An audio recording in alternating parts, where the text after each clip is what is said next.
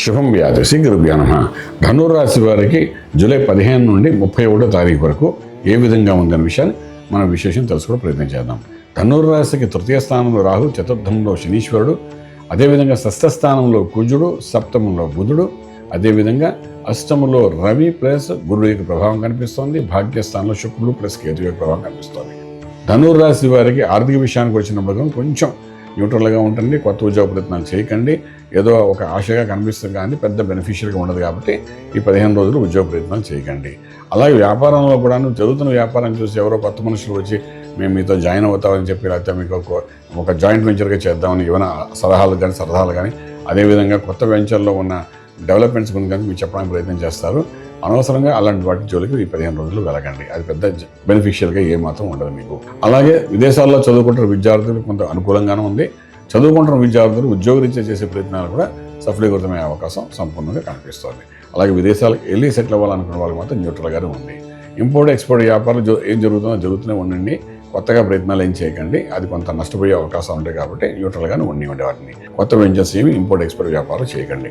అలాగే మనం తీసుకున్నప్పుడు శుభవార్తలు వింటారు, శుభమైన కార్యక్రమంలో పాల్గొనడం ప్రయత్నం చేస్తారు. కానీ ముహూర్తాలు లేవు కాబట్టి ఆ కార్యక్రమానికి సంబంధించిన గ్రౌండ్ వర్క్ అంతా చేసే అవకాశాలు బాగా కనబడతాయి.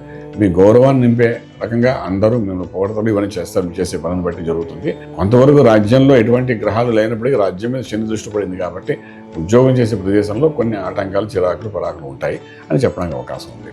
ఫైన్.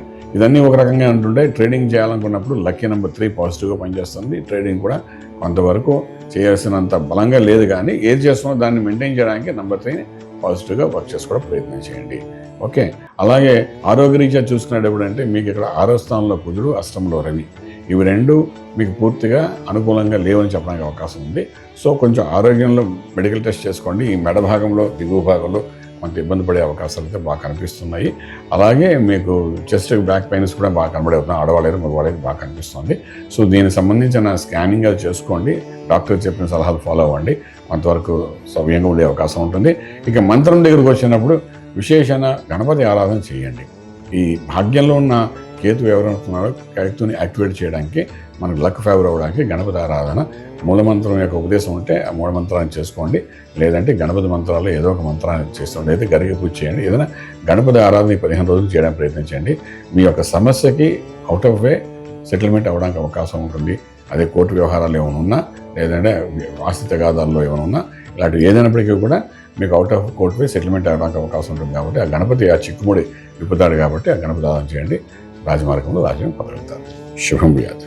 పూర్తి వివరాలకు సంప్రదించండి శ్రీ వేదమాత గాయత్రి జ్యోతిష్యాలయం, బ్రహ్మశ్రీ మంతా సూర్యనారాయణ శర్మ గారు, Srinilayam, first floor, 101, Sai Vaibhav layout, Chitrapuri colony పక్కన, కాజాగూడ, హైదరాబాద్ 500008. సంప్రదించవలసిన ఫోన్ నంబర్ 8855559147, 8855559148, 9849996644.